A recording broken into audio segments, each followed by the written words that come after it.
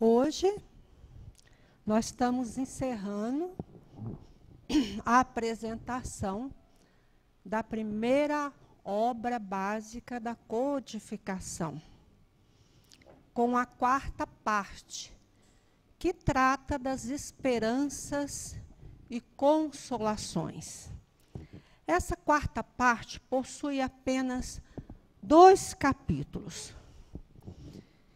O primeiro capítulo aborda vários aspectos sobre as penas e gozos terrestres, ou seja, sobre os sofrimentos e sobre a felicidade dos espíritos encarnados aqui no nosso planeta. A nossa felicidade, o nosso sofrimento. O capítulo 2 trata das penas e gozos futuros, ou seja, sofrimento e felicidade dos espíritos desencarnados no mundo espiritual. Vamos começar pelos encarnados, por nós, né? Aqui no nosso planeta. Felicidade na Terra. É possível? Kardec perguntou aos espíritos e eles responderam que os seus habitantes não podem gozar de felicidade completa, mas de uma felicidade relativa, de momentos felizes, devido às nossas imperfeições, ao estágio evolutivo em que nós encontramos, por sermos habitantes de um planeta de prova e expiação, onde o mal ainda predomina, por trazermos comprometimentos também de vidas passadas, nós ainda não podemos usufruir de uma felicidade plena, sem mácula. Mas, diante dessa felicidade relativa, nós podemos ainda suavizar os nossos males, os nossos sofrimentos, praticando as leis de Deus. Aquelas leis que foram apresentadas na nossa reunião passada. Lembram? Que nós estudamos. Porque quando nós infringimos uma das leis divinas, retornam para nós os efeitos dessa infração.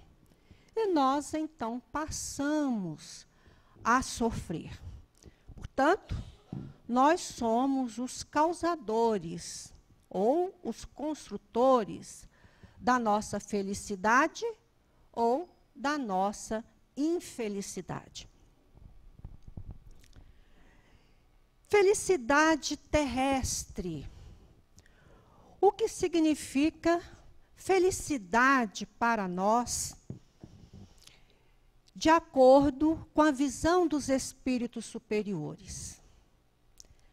Eles nos dizem que felicidade para nós, encarnados na Terra, segundo o aspecto material, é ter a posse do necessário.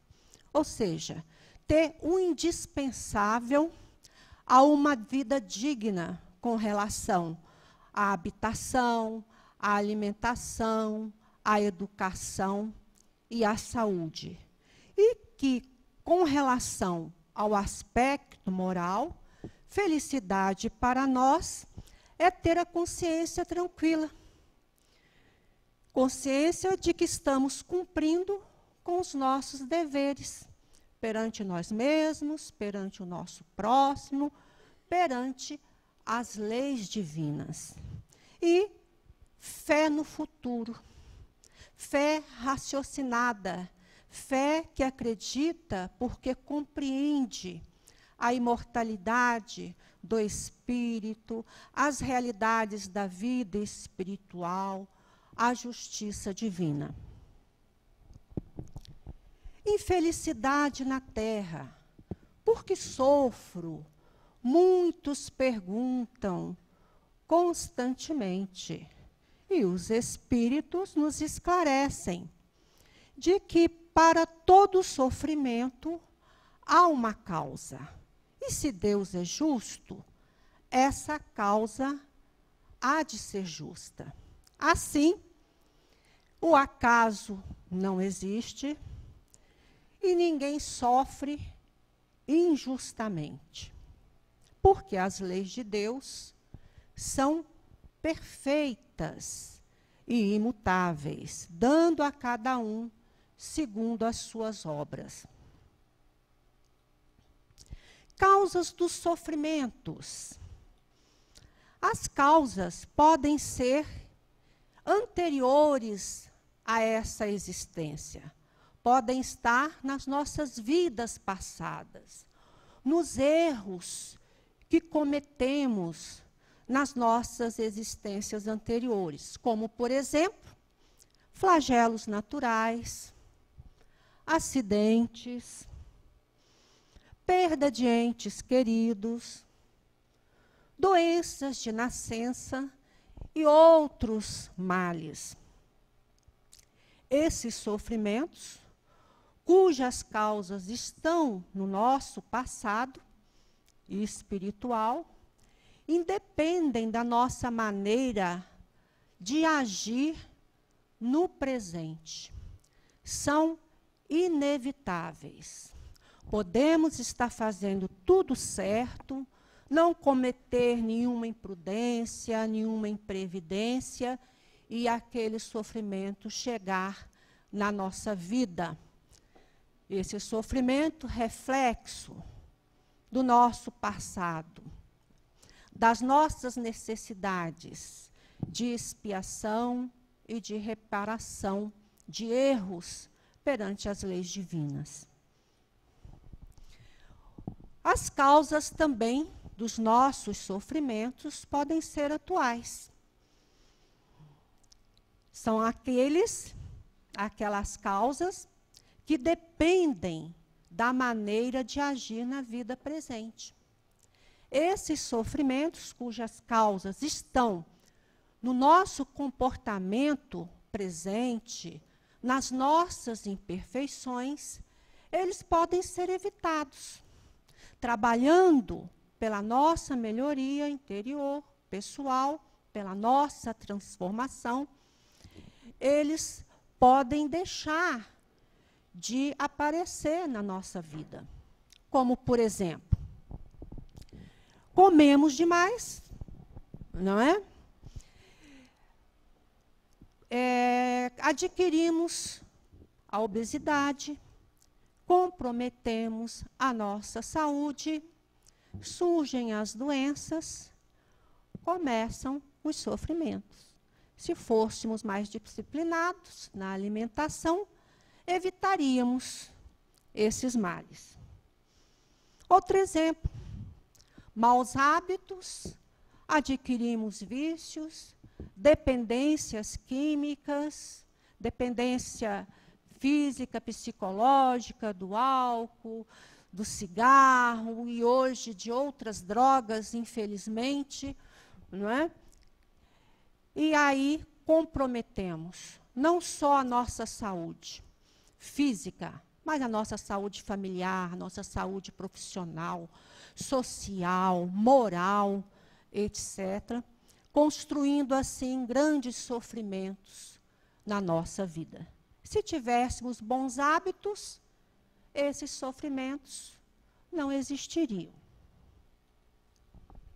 Outro exemplo, cometemos imprudência no trânsito, acidentes, mais sofrimentos para nós que poderiam ser evitados se tivéssemos mais cuidados, né?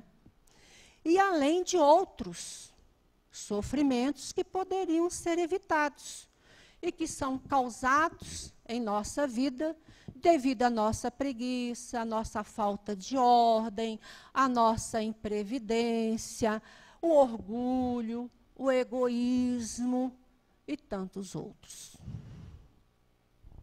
morte dos entes queridos, outro sofrimento que atinge muitos, né? E todos nós, espíritos encarnados. Nos esclarece essa quarta parte, que o espírito desencarnado é sensível à lembrança dos que lhe eram caros na terra. Se os nossos pensamentos são de perdão, de carinho, de amor, de serenidade, de resignação, né? Esses pensamentos, ou até mesmo lembranças ou conversas sobre aquele que partiu, se são saudáveis, envolverão o recém-desencarnado em vibrações de paz, de fortalecimento espiritual, ajudando na sua readaptação, né? E no mundo espiritual, proporcionando a ele a paz, né? A serenidade e a alegria. Mas, se os nossos pensamentos, ao contrário, são de rancor, de mágoas, né? E até mesmo de inconformação, de revolta perante a partida desse ente querido, ele receberá essas vibrações sombrias, prejudiciais, que provocarão nele inquietação, sofrimento, perturbação, angústia, dificultando a sua recuperação e a sua adaptação lá no mundo espiritual. Portanto, nos alertam os espíritos nessa quarta parte. Os desencarnados recebem e sentem o impacto das nossas vibrações. Causas das uniões antipáticas, uniões infelizes, com falta de afinidades, uniões difíceis. As causas dessas dificuldades dentro de um relacionamento podem estar na má escolha que fizemos do nosso companheiro ou da nossa companheira. Nos deixamos levar pelas ilusões, pelas aparências, pela beleza física, ou por outros interesses financeiros, políticos ou sociais, deixando o coração, o sentimento de amor em segundo plano. E aí, com o tempo, surgem as decepções e as dificuldades dentro dessa convivência. As causas também podem estar na reparação do passado. Podemos receber como companheiro, como companheira, adversários de vidas passadas, para que, através da convivência diária, do auxílio mútuo, do exercício da compreensão, da paciência, do perdão, possamos transformar essas aversões em amizade e, se possível, em amor na presente existência. Essa é a proposta. As causas também de dificuldades dentro de um relacionamento podem estar nas nossas imperfeições atuais. No nosso orgulho, no nosso egoísmo, na nossa dificuldade de compreender, de perdoar, na nossa falta de sensibilidade, de solidariedade ao outro, não é? E surgindo aí brigas e sofrimentos que poderiam ser evitados se trabalhássemos mais esse relacionamento, buscando a nossa transformação pessoal. Suicídio, outro tema trazido nessa quarta parte. Nós retiramos dados atuais da Organização Mundial de Saúde de 2016. Mais de 800 mil pessoas se suicidam por ano no mundo. Estatística séria. No Brasil, 12 mil pessoas se suicidam por ano. A causa principal do suicídio é a falta de fé. Falta de fé em si mesmo, nas suas possibilidades, na sua força interior. Falta de fé em Deus, na imortalidade do espírito, nas realidades da vida espiritual, na compreensão da justiça divina. E diante de um grande sofrimento, a criatura se acovarda e busca saída daquela dor por meio do suicídio. E os espíritos nos alertam que não temos o direito de dispor da nossa vida, porque a vida é a criação de Deus, e só a Ele compete tirá-la, e não a nós. Só a Deus assiste, portanto, esse direito. Consequências comuns do suicídio. Primeira consequência, desapontamento para o espírito que se suicidou. Porque ele matou o corpo, mas ele não conseguiu matar o seu espírito. Ele é imortal, não tem como.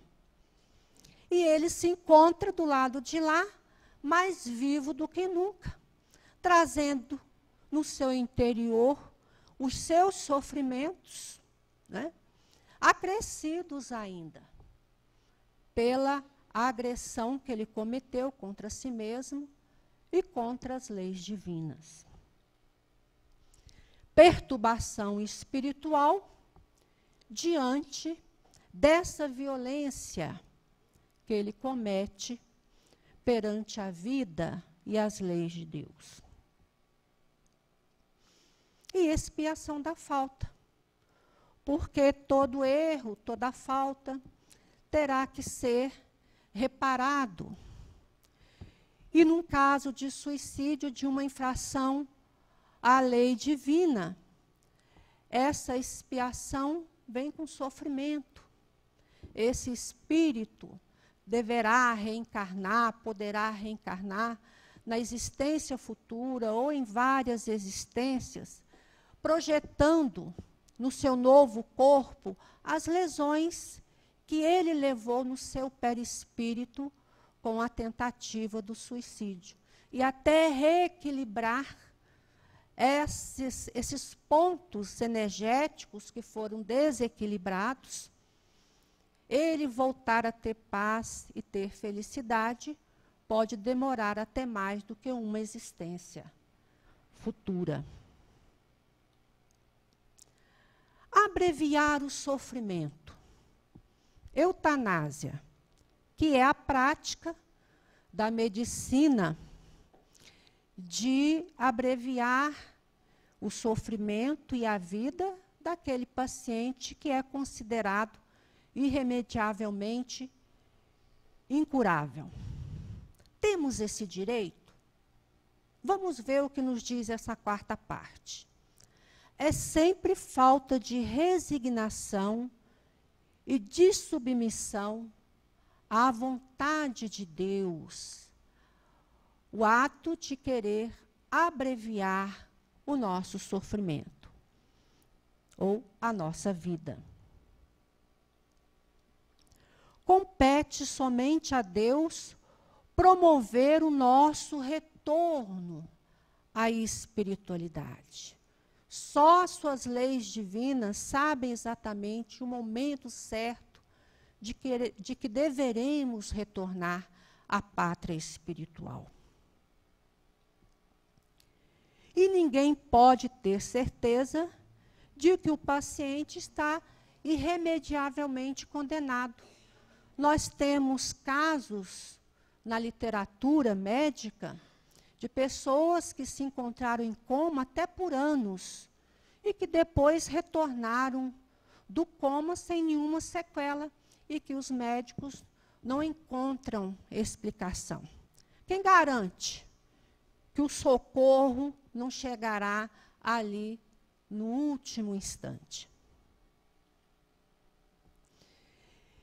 E a eutanásia interrompe as provas necessárias ao espírito, porque os tipos de enfermidades, a duração dessas enfermidades, o nosso processo desencarnatório ser mais demorado, ou ser mais rápido, mais sofrido ou menos sofrido, tudo isso vem atender às nossas necessidades evolutivas. E todas essas situações estão sob o comando das leis de Deus. Consequência, expiação proporcional à gravidade da falta, quando o espírito se revolta diante do seu sofrimento e solicita a eutanásia. Portanto, meus irmãos, não só nesses exemplos, alguns exemplos que nós passamos, mas como em todos os tipos de sofrimentos que podem acontecer conosco, encarnados, nós sempre vamos encontrar a consolação e o fortalecimento espiritual, mantendo a nossa fé em Deus, a compreensão da vida espiritual e a consciência tranquila de que estamos cumprindo os nossos deveres, fazendo a nossa parte em todas as áreas dos nossos relacionamentos. Vamos agora para os desencarnados. Felicidade dos bons espíritos é proporcional à elevação, ao progresso moral e ao progresso intelectual conquistados. A felicidade dos bons espíritos está no amor que os une, no conhecimento que possuem, no bem que fazem, no útil emprego da inteligência, na ausência das paixões e das necessidades materiais. Mas aquela felicidade suprema, sem mácula, só os puros alcançam, porque já conquistaram a perfeição. Os demais vão usufruindo dessa felicidade relativa, proporcional ao seu grau de evolução. Sofrimento dos espíritos inferiores, lá no mundo espiritual. Saber que a felicidade existe e não poder alcançá-la, porque não se prepararam para essas verdades espirituais, para a realidade da imortalidade do espírito.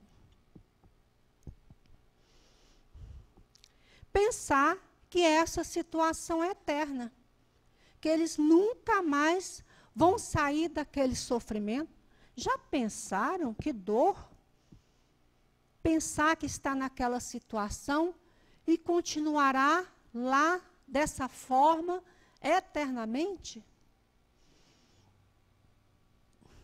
Ter divulgado os seus atos, porque no mundo espiritual não tem como nós escondermos o que somos. Por quê?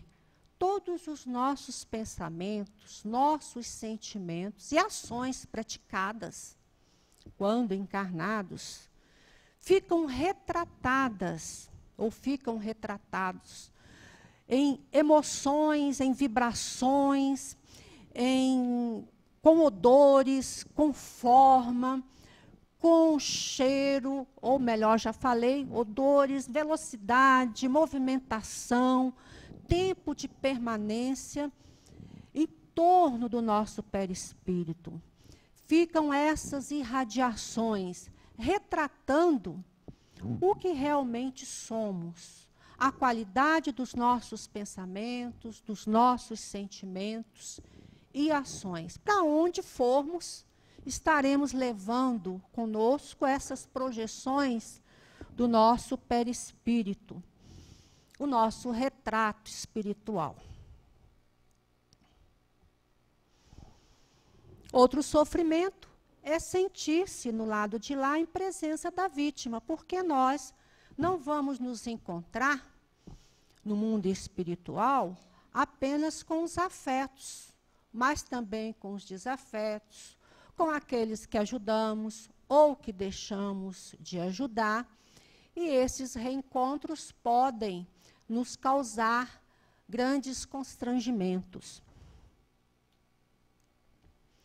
Conviver com o remorso e arrependimento também é outro grande sofrimento para os espíritos desencarnados. O remorso é aquele estado de perturbação da consciência, inquietação da consciência. E arrependimento já é o momento que a pessoa reconhece que errou e deseja reparar o seu erro. Arrependimento e expiação. Todos os culpados um dia se arrependerão, porque nós somos filhos de Deus, criados para o bem e para a perfeição, comandados pelas leis divinas na nossa caminhada evolutiva, e seremos sempre impulsionados para o bem e para o progresso. Mais cedo ou mais tarde, aquele que errou reconhecerá o seu erro, se arrependerá e desejará repará-lo, reparar o mal com o bem. Mas só o arrependimento não apaga as faltas.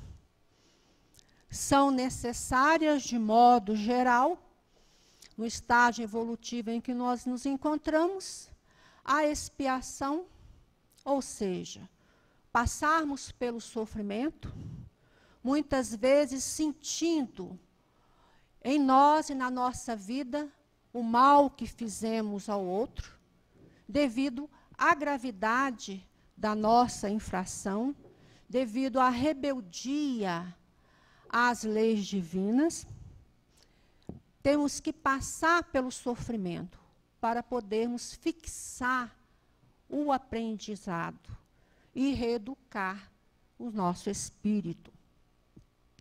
Em todas as situações, todos deveremos passar pela reparação, que é pagar o mal que fizemos com o bem.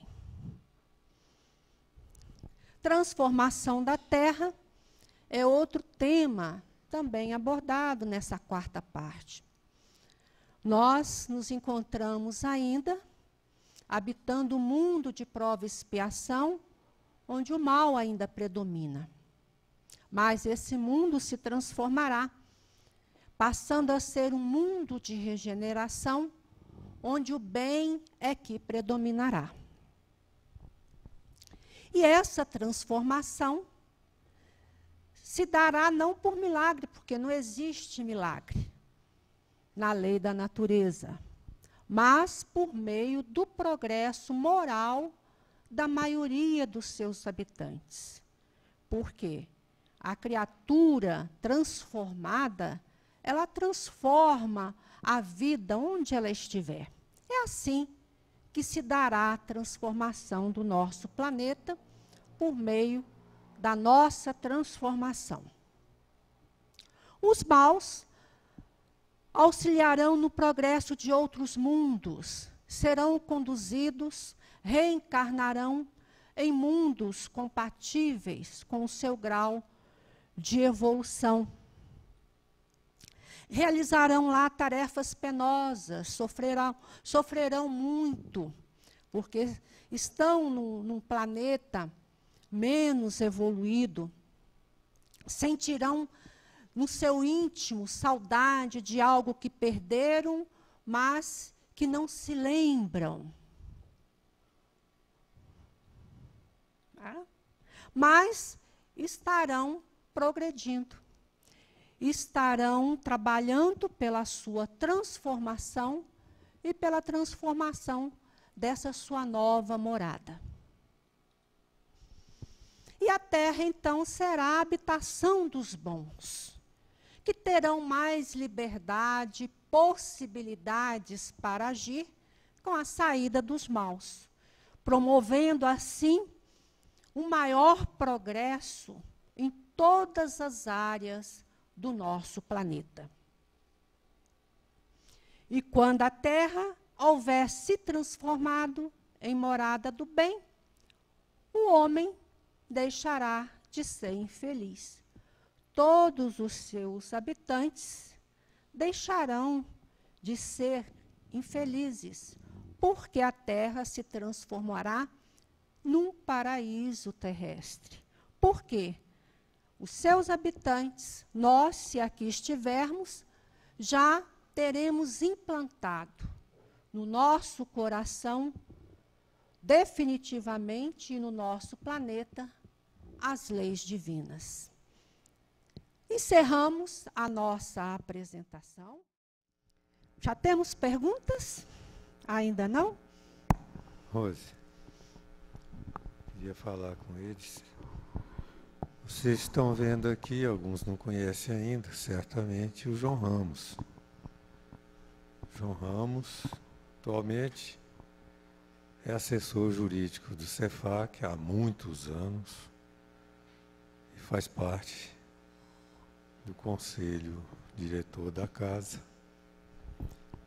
e já ocupou cargos na diretoria em diversos tempos. Ele está aqui desde o tempo do fundador, quando o fundador ainda estava na casa. Foi o fundador, exatamente, que o chamou para trabalhar, não é, João?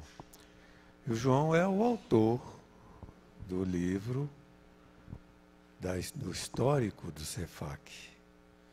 Foi ele que fez aquela pesquisa toda em papéis, em documentos, e transformou aquilo tudo no livro que é o histórico do Cefac.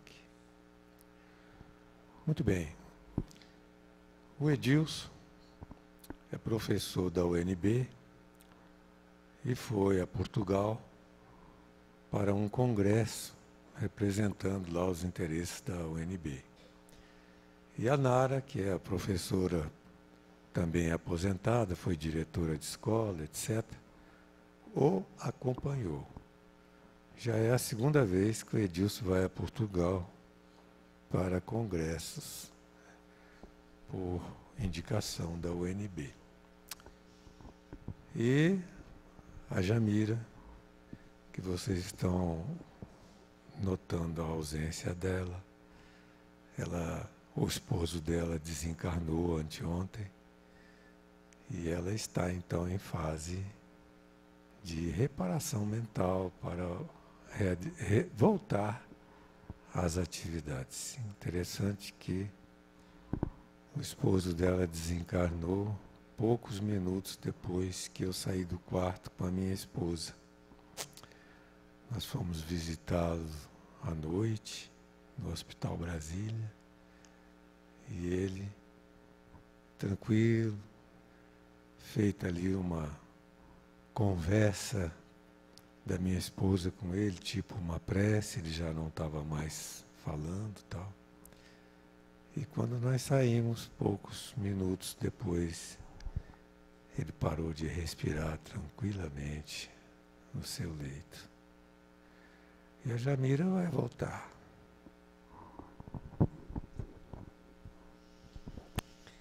Hoje, então, nós estamos aqui, o João Ramos. contribuindo para as respostas aí das perguntas de vocês. Explorem bastante o João Ramos, tá? Façam bastante pergunta. Vamos lá para a pergunta da Andréia. Sempre é frisado que quando pensamos muito nos desencarnados, pessoas queridas, atrapalhamos sua evolução. O que fazer para amenizar essa falta, essa saudade, essa perda?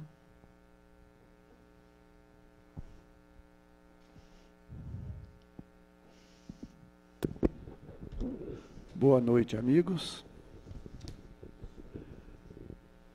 Bom, não é o pensar nos nossos entes queridos, pensar muito ou pouco nos nossos entes queridos, que pode causar algum transtorno à sua evolução, ao seu equilíbrio no mundo espiritual. Depende de como nós pensamos. Como a Rose demonstrou aqui, apresentou aqui, constante lá da quarta parte, as nossas emoções, os nossos pensamentos, eles atingem, eles afetam os nossos entes queridos desencarnados, eles atingem no mundo espiritual. Se nós, então, pensamos nos nossos entes queridos que partiram, com revolta no coração ou com uma saudade por demais injustificada, pensamos com mágoa, tristeza, esses sentimentos, com certeza, não vão fazer bem a esse nosso parente, a esse nosso familiar. Isso vai prejudicá-lo. Mas se nós nos lembramos dos nossos entes queridos, com um sentimento de gratidão, de amor, equilibradamente, aceitamos a sua partida, o seu retorno para o mundo espiritual, com tranquilidade, esses sentimentos, esses nossos sentimentos positivos, eles não vão, de maneira nenhuma, atrapalhar aos nossos familiares que lá estão. Então, a doutrina nos recomenda, tanto o Livro dos Espíritos, como também o Evangelho segundo o Espiritismo, que ao nos lembrar dos nossos familiares, nós façamos por eles uma prece, nós dirijamos bons pensamentos, pedindo pelo equilíbrio, pela compreensão deles, que eles estejam bem. Então, são pensamentos que vão ajudá-los do outro lado. E eles ficam satisfeitos, ficam alegres quando eles sentem no mundo espiritual, quando essas energias chegam até eles, e eles sabem que são queridos, que estão sendo lembrados com amor, com afeto. Então, isso vai ajudá-los. Agora, se for para pensar com tristeza, com mágoa, com rancor, é melhor fazer uma prece e se abster de estar pensando nos familiares assim. Ainda dentro desse tema, pergunta da Ana Flávia. Quando não aceitamos o desenlace de um ente querido, ainda mais que interrompeu a sua jornada na Terra, e o chamamos pelo pensamento, acabamos prejudicando esse espírito? Se sim, como devemos agir? Quer explicar, Ana Flávia, a sua pergunta? Quer comentar? Não? É isso mesmo?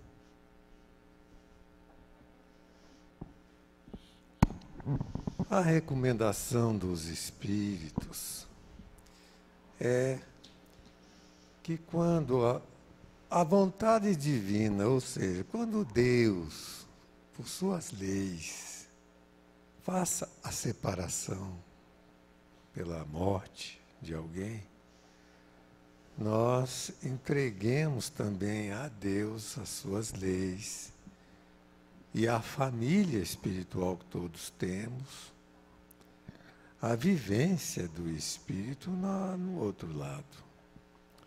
Prendê-lo com o nosso pensamento, porque amamos, porque queremos presença, etc., pode sim ser uma espécie de egoísmo que provoca no espírito reações de sofrimento, de dor, etc.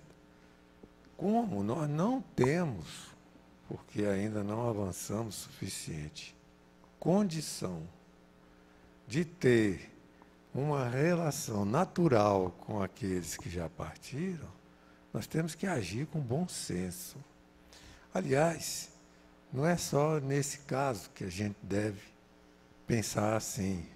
A lição dos Espíritos ainda é mais interessante nesse aspecto. No livro Ação e Reação, o instrutor que fala com André Luiz sobre determinados assuntos, comentando um caso específico lá, dizia por um espírito que queria orientação, um trabalhador numa região inferior, numa organização que tem vínculos com regiões inferiores no mundo espiritual, dizia o instrutor para o interessado: você está preso às ideias da Terra. Você tem que fazer como o lago, espelhar a luz que vem de cima, as imagens que vêm de cima, esquecendo-se da Terra. Eu até pensei, João, que bom, quando eu passar para o outro lado, eu vou esquecer tudo aqui. Vou esquecer de todo mundo, vou pensar só nas coisas maravilhosas. O que é que você acha? Aí você me dá a receita. O problema é se os daqui vão esquecer dele. Essa é a questão. E como vão pensar nele? Você leva o microfone sem fio para mim, por favor? Ele está ali, isso. Para todo mundo ouvir, tá?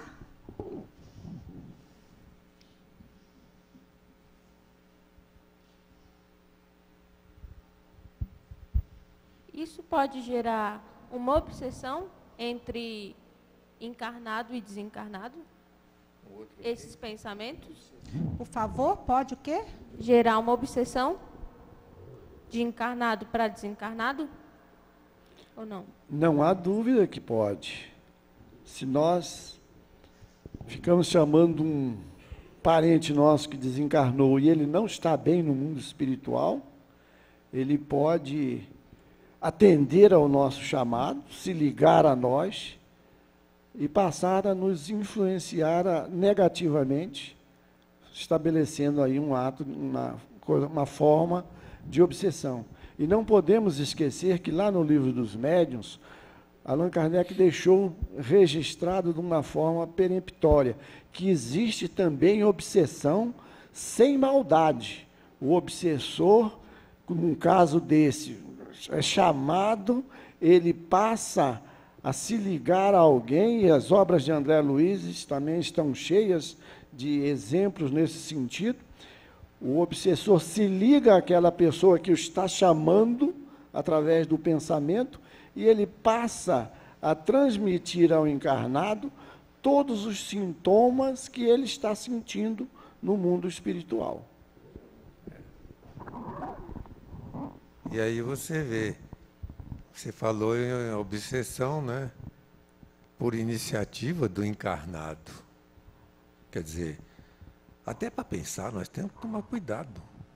Deixar as pessoas livres, os espíritos livres, porque se eles não estão amadurecidos pelo conhecimento da realidade espiritual, ou até mesmo pelas práticas de amor e de fraternidade, que não conseguiram realizá-las integralmente aqui na Terra, é melhor deixar que a assessoria do mundo espiritual cuide do espírito, porque eles sabem cuidar muito melhor do que nós.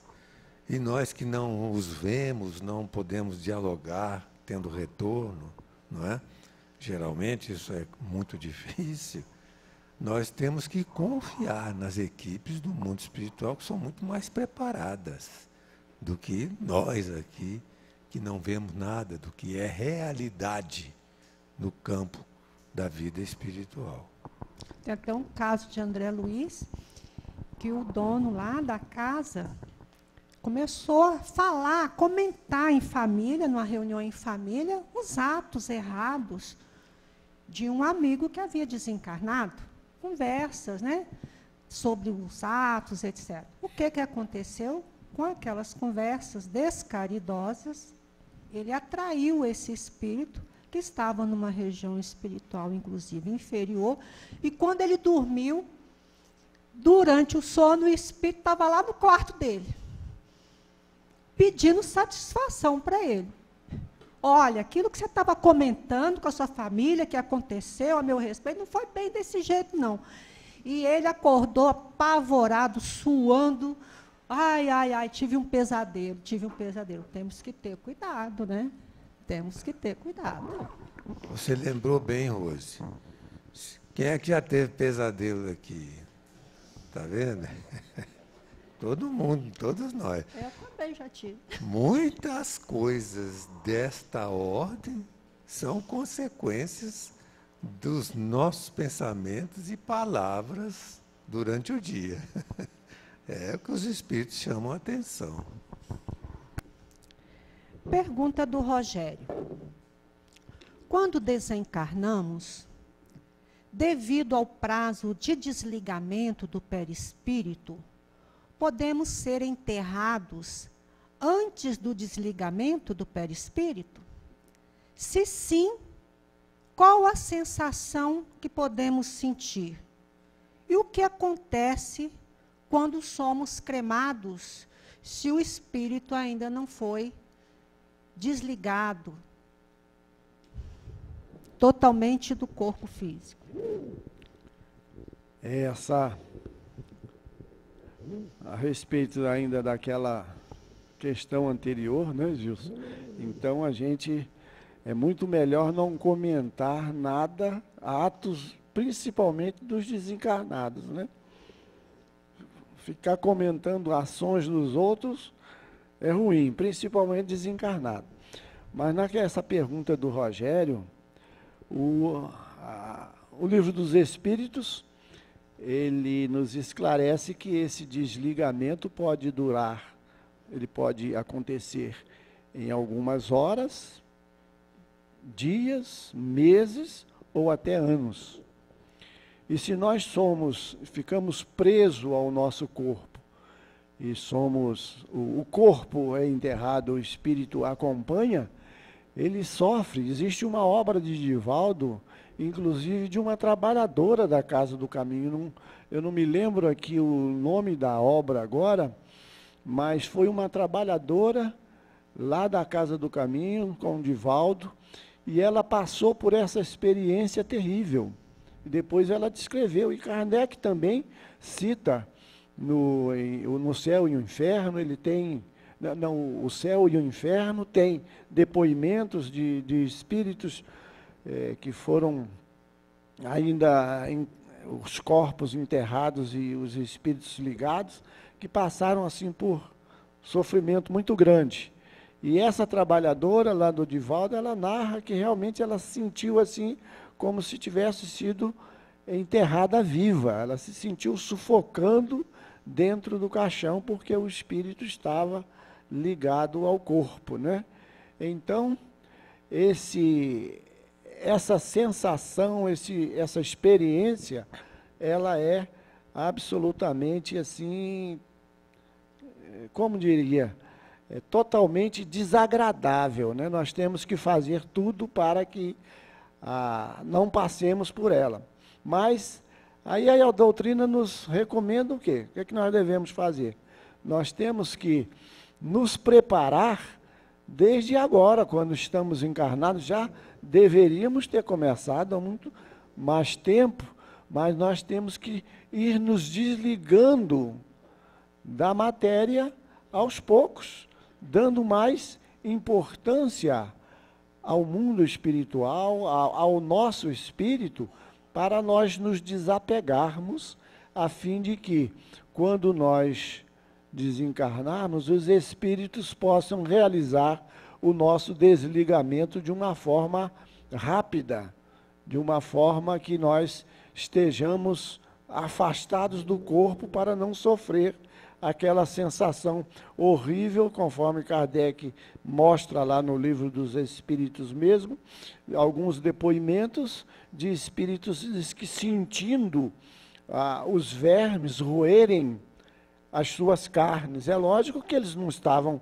roendo o espírito, né? Porque o espírito não tem carne, mas era a repercussão daquilo que acontecia no corpo, o espírito sentia no seu perispírito, em razão dessa ligação muito intensa. Então, o que os espíritos nos aconselham para que nós possamos nos desligar o mais rapidamente possível é cada vez nós darmos menos importância à matéria, à nossa vida material. Nos espiritualizarmos, né?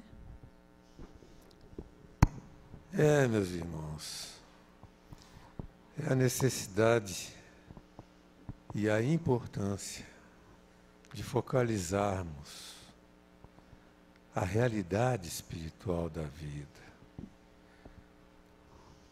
Sairmos do pensamento de que estamos vivendo a vida que vai se acabar. Importante pensar na vida como uma coisa que continua.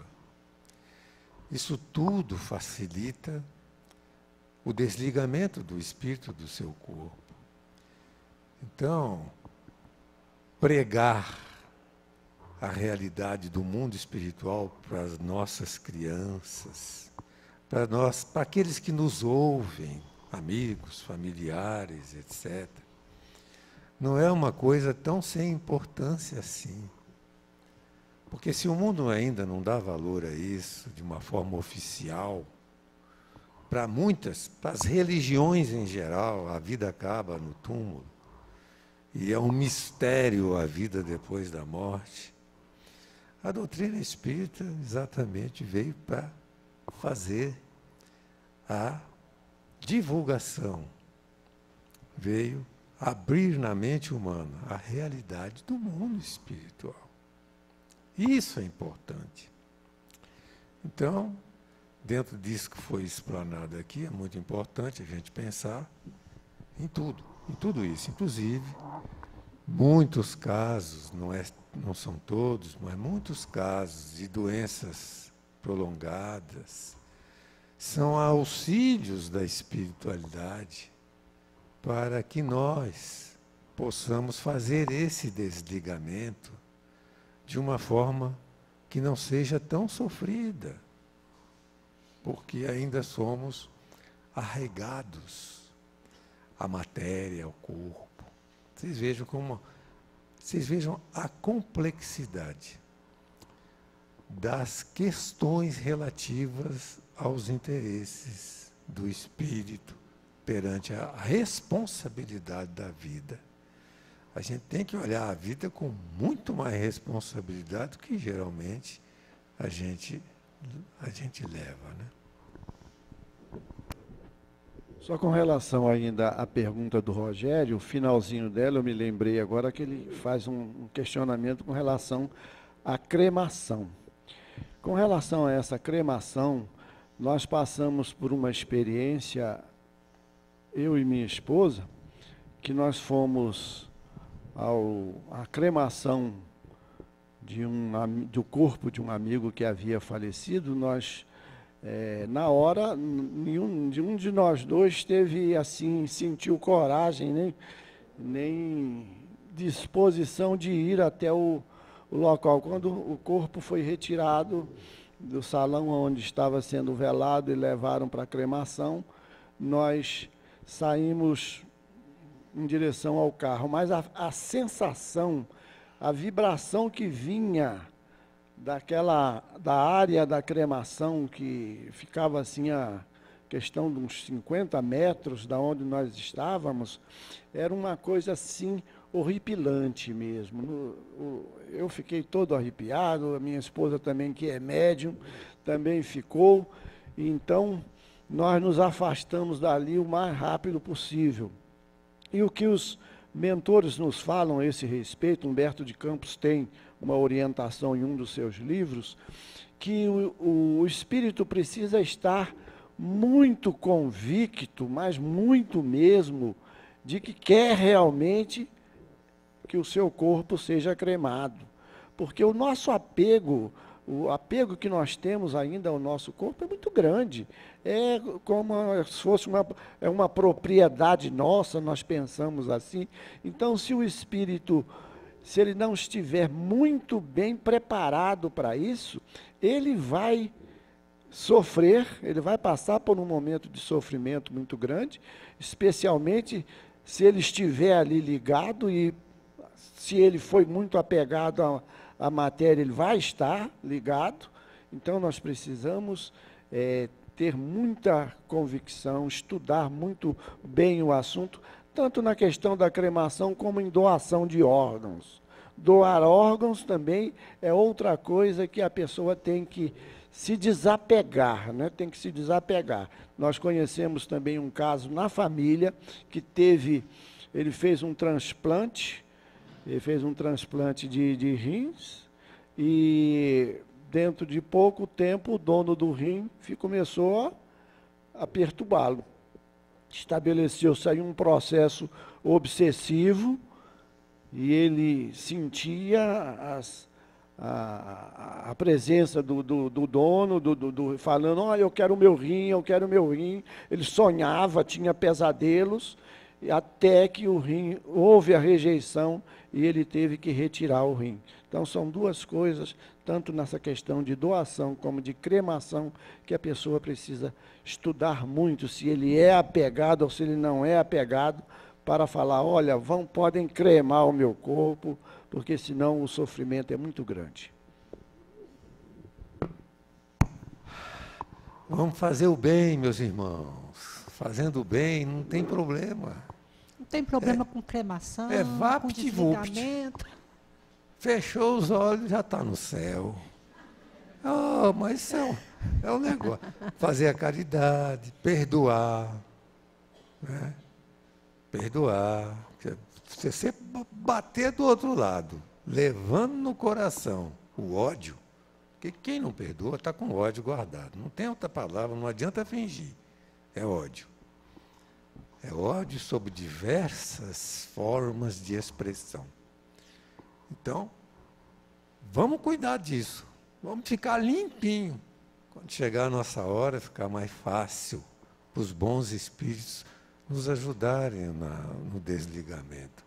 A morte é realmente um drama. Por isso é que nós temos medo de morrer.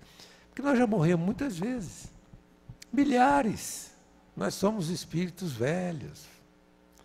Já nascemos e vivemos e morremos e renascemos diversas vezes. Agora, eu não sei o que é pior, sabe, João? Se é desencarnar e ir para um lugar até confortável, talvez, né? Quem sabe, né? Pode não ser um grande lugar, mas pode ser um lugar razoável. Ou ter que voltar. Entrar na barriga da mãe e ficar lá 9 meses escondido, João. Você não acha que isso também é um desafio para o espírito? Olha, se levarmos em conta o que consta lá em nosso lar, eu acho que desencarnar ou encarnar é muito mais difícil, né? Porque os espíritos ficam apreensivos. Você viu Dona Laura? Dona Laura ficou apreensiva no dia da festa lá, da sua despedida. Ela estava com uma rugazinha assim na testa, que aí o mentor perguntou e ela disse, não, ela estava pensando nas questões fugiu o termo agora, de do sangue, né? Essas questões todas, como que ela poderia, como seria o seu corpo, a dificuldade que ela teria, e o mentor, não, tenha fé em Deus, nós vamos acompanhá-la. Mas ela estava preocupada, né? Agora, quando chega lá, a festa que é, né? Principalmente se o camarada fez aquilo que você falou, vamos fazer o bem, vamos procurar seguir as leis de Deus, conforme a Rose mostrou ali da felicidade, né? A felicidade relativa nós conquistamos observando as leis de Deus. Inclusive, com relação à cremação, tem orientação do Chico que deve se esperar 72 horas, não é? Para não se é evitar... do Chico, é de Emmanuel. Ah, é de Emmanuel, e é velha, antes da legislação. Parece que houve legislação e puseram 72 horas. Quer dizer, o Chico sempre teve muita repercussão na mente das autoridades, né, que leem as obras espíritas. Pergunta da Sara. Esta semana me chamou a atenção um caso de jovem de 18 anos que teve a morte encefálica, atestada pelo hospital. Seus pais, não aceitando o diagnóstico, imploraram para que os médicos não desligassem as máquinas que mantinham seu corpo físico ainda vivo. Minha pergunta é, nesse caso, seria adequado manter esse rapaz nesse estado? Quer comentar, Sara? Não? Não. Aí nós entramos naquela área em que nós temos que sofrer, né? A humanidade e nem a ciência, porque a ciência nem admite a realidade espiritual, não tem condições de dar a última palavra, né? A morte encefálica é vamos dizer, a parte legal, né, que autoriza os médicos a dizer que está morto. Mas ainda tem algumas coisas que não estão bem esclarecidas ainda. Essa ligação do espírito com o corpo não é detectável pelo instrumental humano. Ainda alguma coisa está acontecendo na realidade espiritual. Por isso, né, a necessidade das preces, do comportamento sentimental, emocional, adequado, diante de um quadro de desencarne, etc. Agora, realmente, a grande dúvida é esta: o que fazer numa hora em que a vida está apenas sendo mantida por instrumentos mecânicos, não é? Esse é um fato que, quando acontece na nossa relação pessoal, é sempre de muito sofrimento. Eu vou citar um caso. A minha irmã, Kátia, médica, que esteve aqui na nossa casa trabalhando muitos anos, e no setor médico era responsável. Hoje é a doutora Delci, porque a Kátia desencarnou.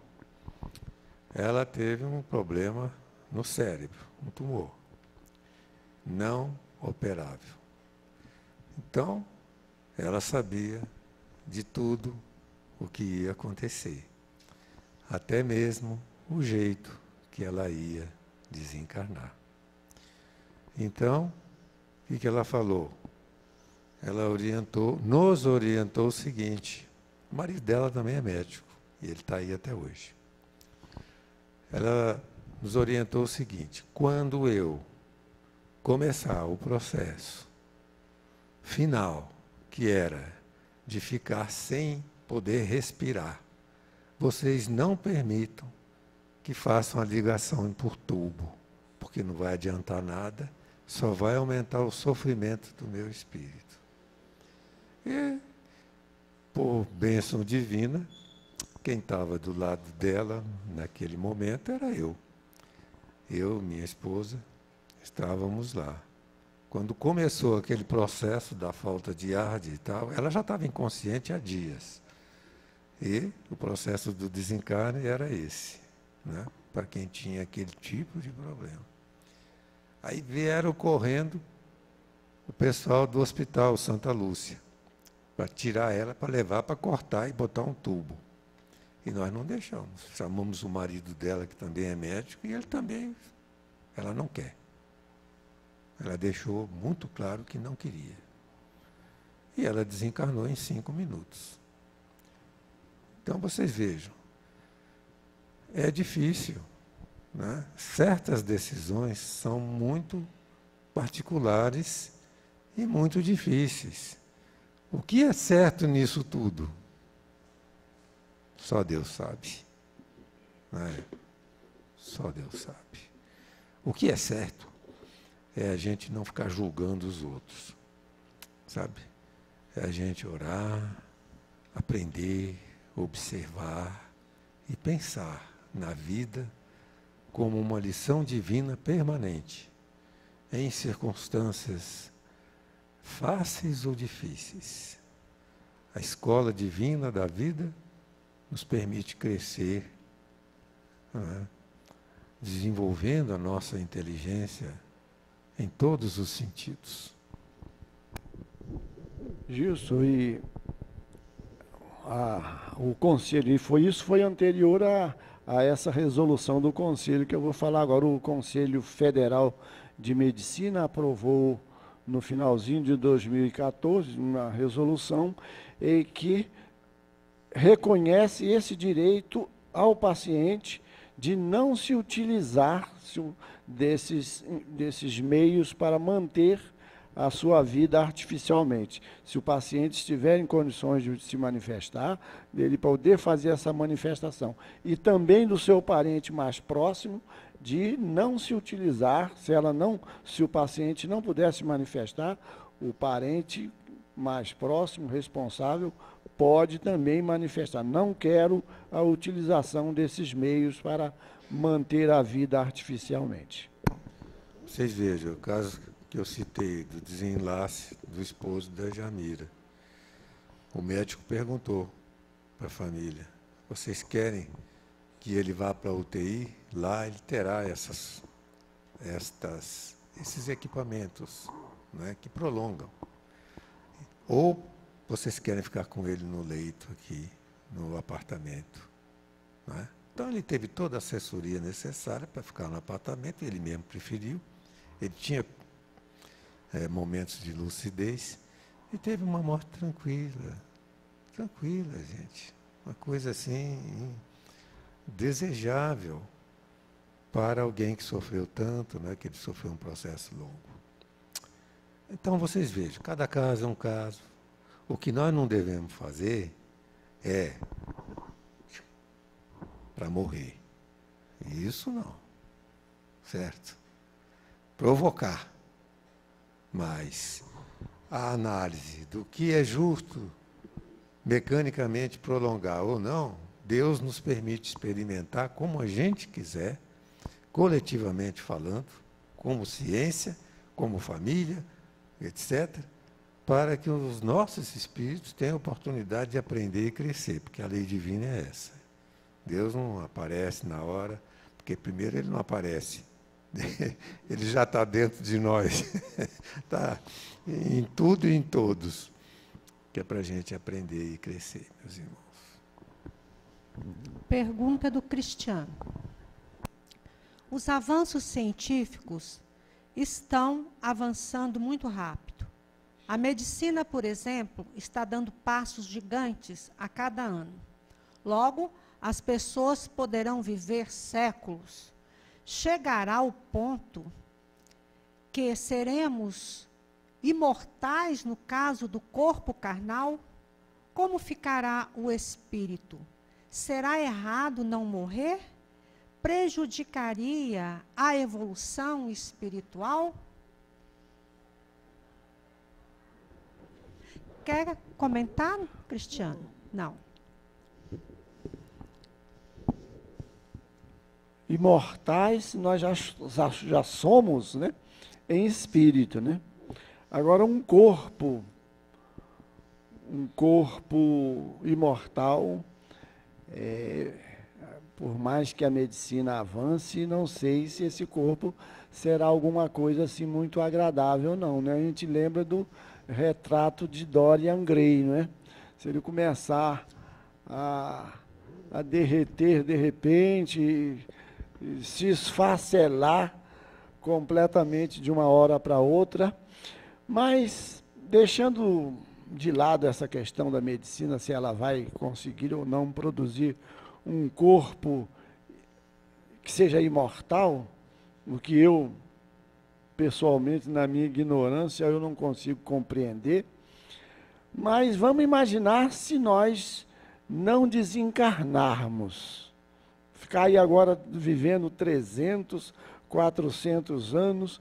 E a fila? Como é que fica a fila? A fila de candidatos à reencarnação. Porque Emmanuel nos fala que a população espiritual da Terra, ela é aproximadamente de 4 a 5 vezes a população de encarnados. Estão por aí, aguardando o momento de reencarnar. Querendo reencarnar. Agora imagine se nós começarmos a demorar aqui 300, 400 anos, 1000 anos, como vai ficar essa fila? A justiça divina, com certeza, não vai permitir que essa fila se acumule assim, dessa forma indefinida. Nós temos a esperança, né, que nós estamos hoje estudando o capítulo Esperanças e Consolações, nós temos a esperança que nós continuaremos a desencarnar em prazos razoáveis, embora a longevidade esteja aumentando, não é? No Brasil mesmo nós já atingimos aí a idade média de 75,5, né? Quase 76. Tudo, a medicina vai contribuindo para que nós tenhamos uma vida sempre mais longa, mas também nem tão longa que vá levar essa fila de reencarnantes a perder de vista. Espero que as coisas continuem mais ou menos como estão. Olha, nós poderíamos também, João, recordar a lei da destruição, que é lei divina.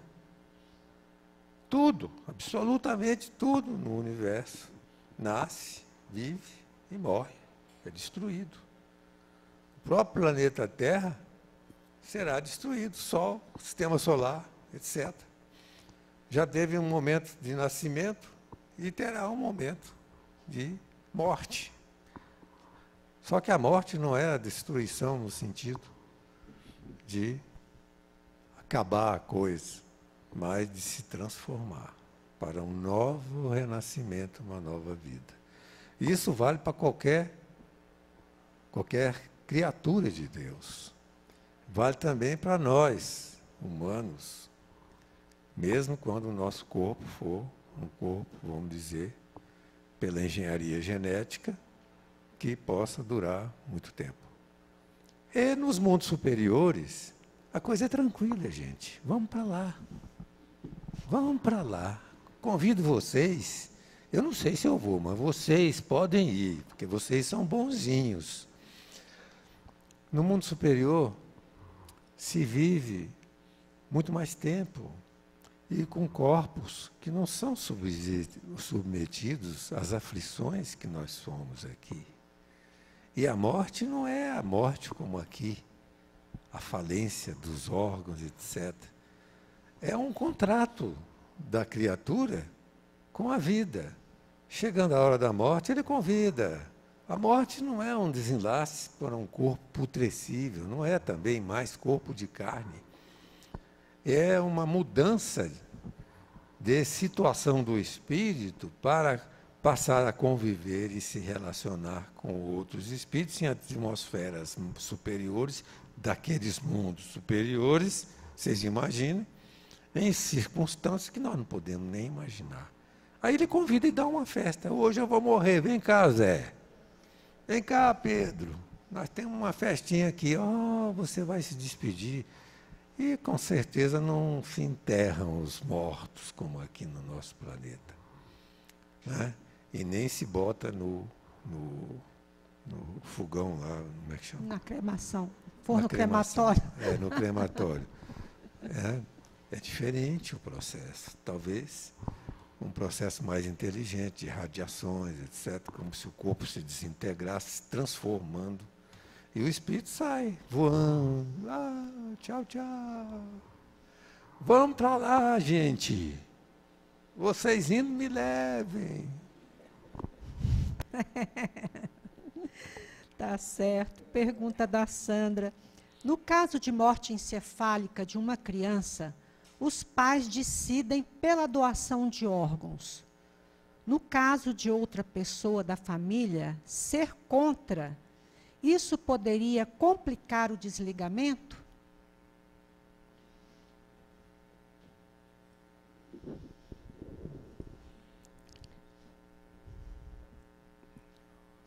Depende da ligação desse espírito com essa pessoa que está se opondo à doação.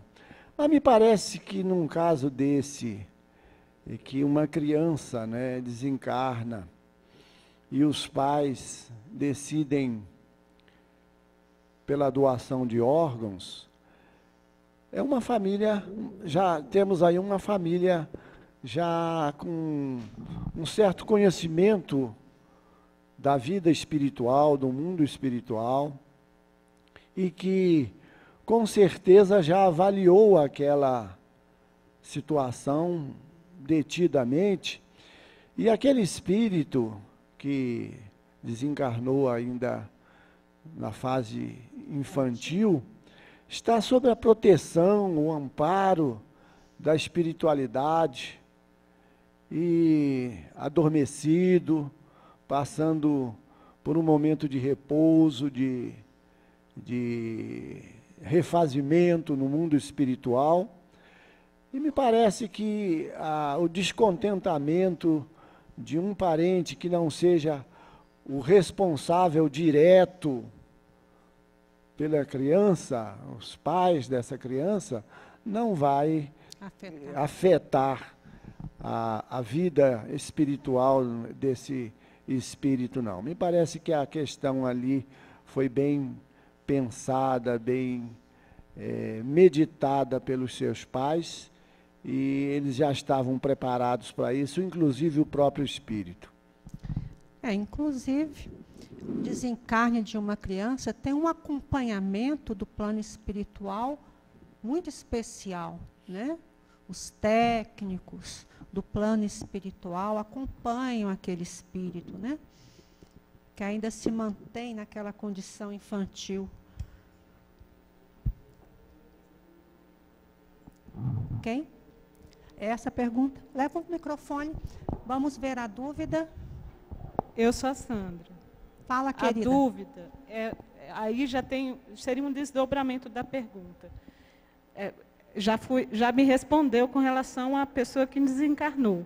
Mas essa pessoa contra, no caso, era uma irmã. Isso aconteceu na minha casa, foi com as minhas filhas.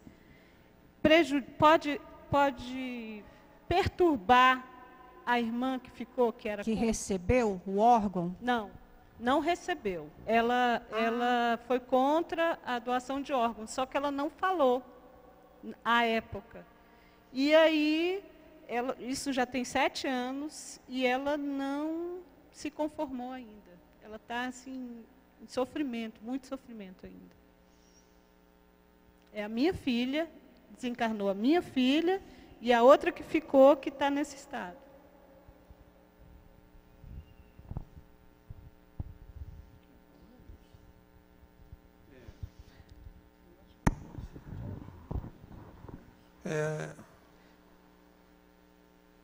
A filha desencarnou, criança. 2 filhas. Outra que ficou. Ela não queria que doasse os órgãos. E doou. Doou. A pessoa que recebeu está bem? Ótimo. Ótimo. Tá certo? Existem certas leis também que regem os interesses da vida, não é? Que estão acima da vontade de uma pessoa. O que a gente pode dizer só nesse caso é o seguinte: essa pessoa que guarda esse ressentimento, essa indignação, vamos usar a palavra que acharmos adequada, ela precisa de ajuda, né? Espiritual, precisa de esclarecimento espírita, né? Porque sem a visão de espiritualidade, de interesses, que nós somos irmãos, mas irmãos mesmo, não é? Não é só dizer da boca para fora, nós somos irmãos perante a família espiritual, nossa família é extensíssima, porque se chamarmos família aqueles com os quais nós temos convivido nas múltiplas encarnações, a nossa família se estende muito, embora com aqueles que nós não temos convivência, sejam nossos irmãos também, é claro que os laços de família serão mais apertados com aqueles com os quais nós temos convivido nas múltiplas encarnações. E a nossa família, nesse sentido, é extensíssima. Então, não foi o acaso também que gerou esse laço, esse compromisso da criança que doou com a pessoa que recebeu. Não é o acaso. É uma vontade superior. Não é circunstância tal. Não existe o acaso. Essa é uma linguagem firme dentro da revelação espírita desde o seu lançamento e que hoje já começa a ser mais repetida nesse mundo aí, inclusive o mundo da ciência. Já começa a ver-se cientistas importantes começarem a bater nessa coisa que o acaso não existe. Interessante, né? Por exemplo, para a formação da vida na Terra. Já existem cientistas dizendo que não pode ser acaso. Como era a linguagem até, pelo menos 2 décadas atrás, era tranquilo, era o acaso. Era a reunião, por acaso, de fatores de pressão, temperatura e etc., que geraram a vida na Terra. Pergunta da Alessandra. Meu pai era um homem agressivo e alcoólatra. Agredia minha mãe e meus irmãos. Porém, toda vez que sonho com ele, ele está em um lugar iluminado. O pai desencarnou. E com um semblante muito feliz. É possível que ele tenha evoluído no plano espiritual? Minha mãe diz que é só em sonho mesmo, porque ele era muito ruim.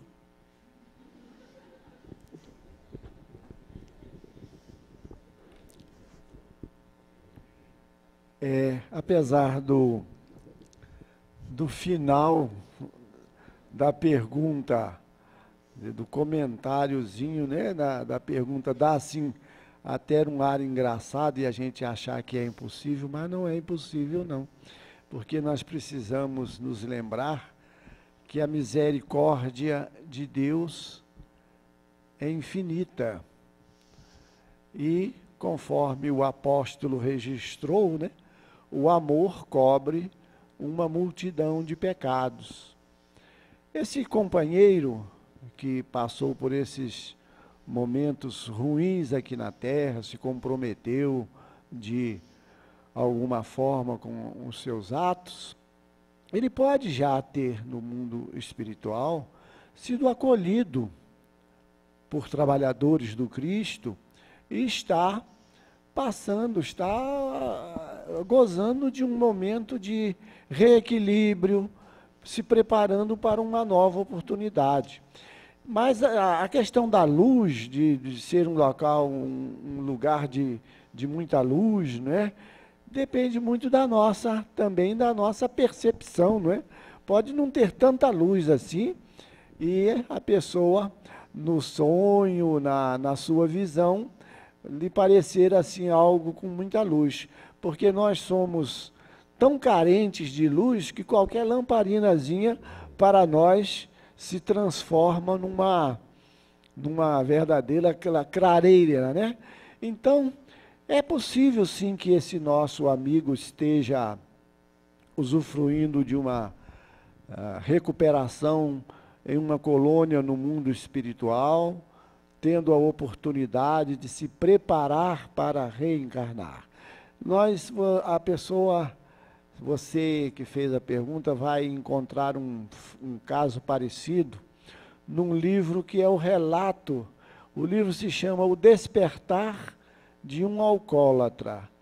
É o relato do retorno ao mundo espiritual de alguém que passou também por essa experiência negativa aqui do alcoolismo e que retorna ao mundo espiritual, e lá ele vai para uma colônia e ele passa por momentos de muito sofrimento, por um período de sofrimento, mas ele depois foi recolhido pelos trabalhadores do Cristo e começou, inclusive, a trabalhar no mundo espiritual e se preparou para reencarnar. Então, é plenamente possível, porque todos nós estamos amparados pela misericórdia divina.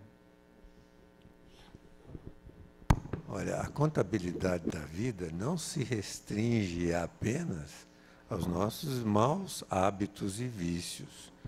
Também existem outros fatores, né, dos nossos reais e verdadeiros sentimentos e certas atitudes que tomamos perante família, perante trabalho, perante etc., que são contabilizados inteiramente. Então, uma coisa abate a outra, e a outra coisa abate a outra, e assim vai. Vou responder a pergunta da Rosana, porque é bem rápido. Enquanto o espírito aguarda a fila da reencarnação, esperando, ficou preocupado com o tamanho da fila, viu, João?